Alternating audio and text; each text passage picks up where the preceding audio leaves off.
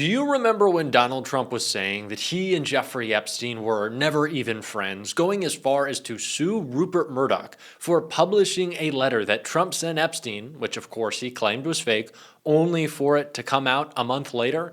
Donald Trump continues to change his story, but one thing is certainly clear.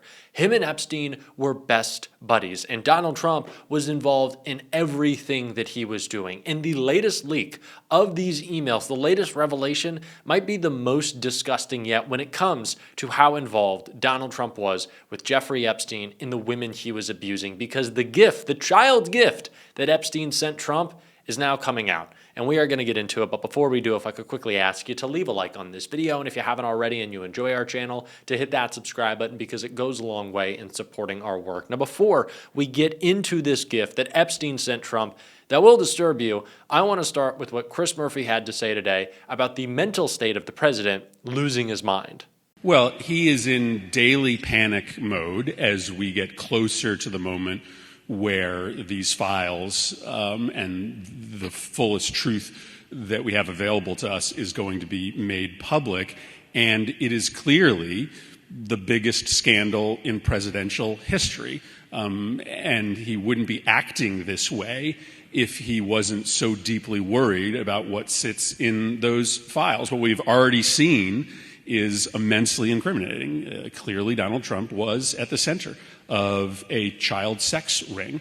That is heartbreaking, that the President of the United States was involved in that kind of gross, craven immorality. And it stands to reason that he wouldn't be fighting so hard to spin against this story or bullying Republicans in the House to prevent the release of these files if there wasn't something especially and specifically incriminating in that information.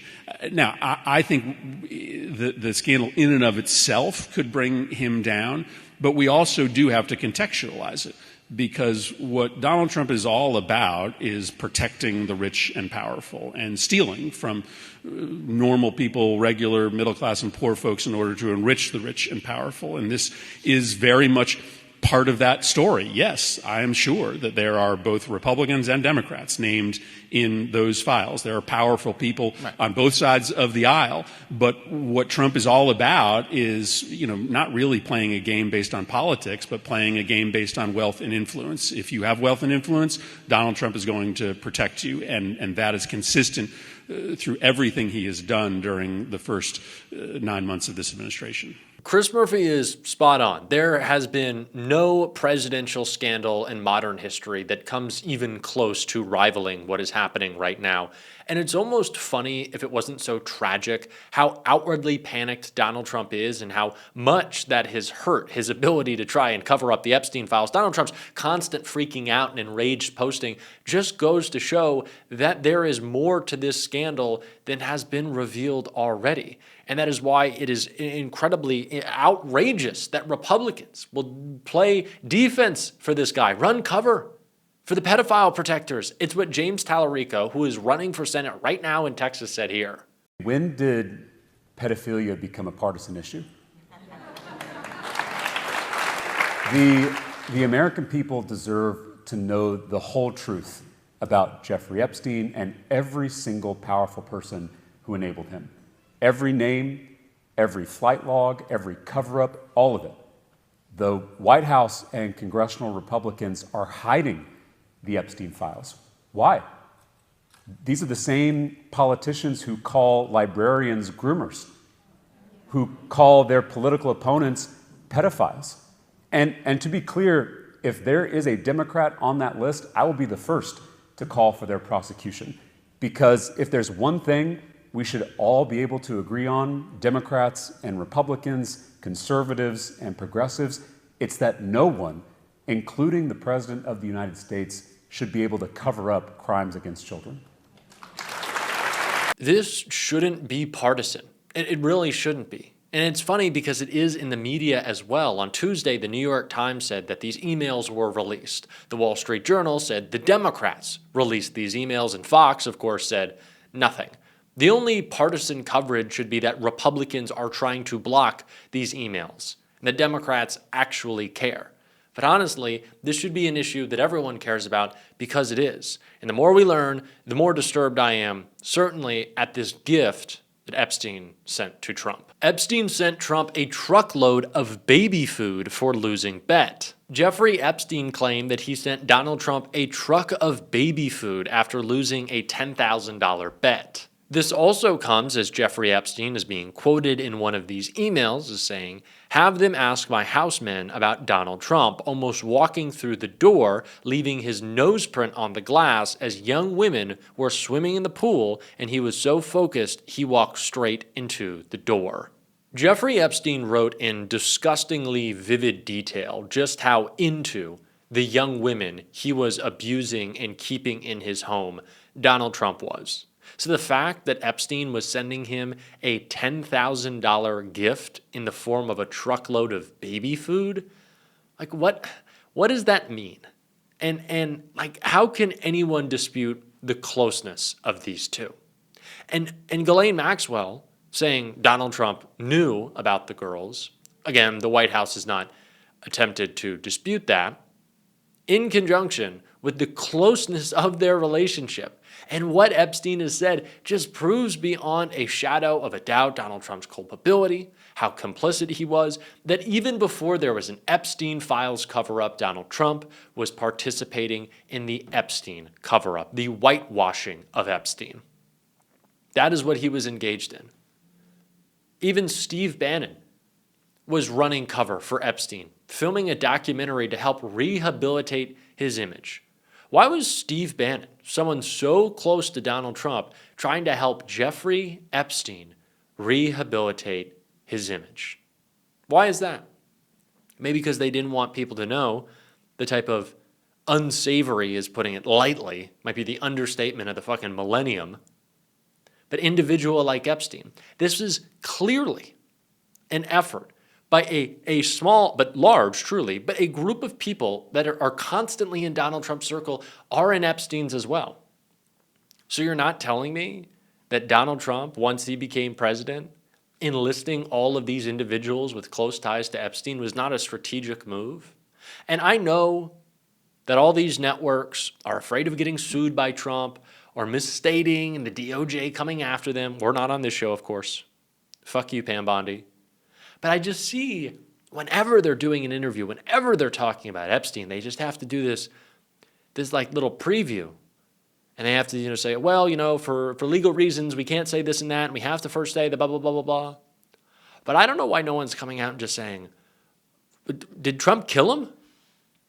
I know that question has been raised, but why isn't that the question? Like everyone's saying, what's in these Epstein files? What could be in these Epstein files? And I think, honestly, the way that we need to frame it is to say, is this in the Epstein files?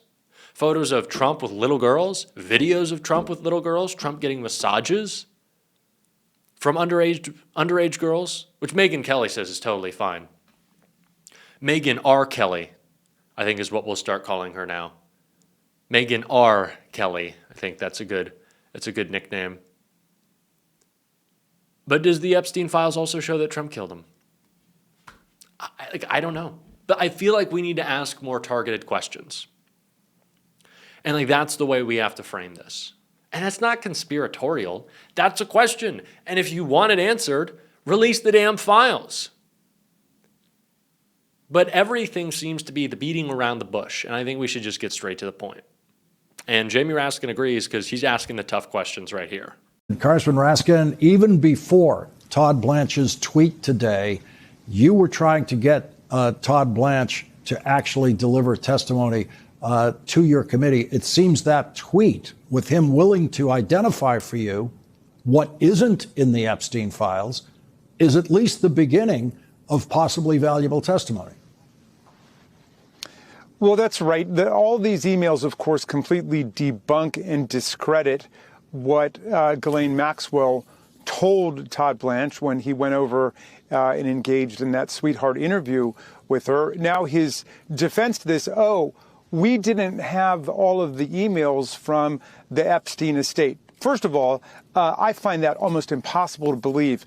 If you look at the index of what was seized by the FBI and includes 40 computers from Jeffrey Epstein, 26 storage drives, for a total of I think it's more than 300 gigabytes of material. So the idea that his emails weren't in there is ridiculous.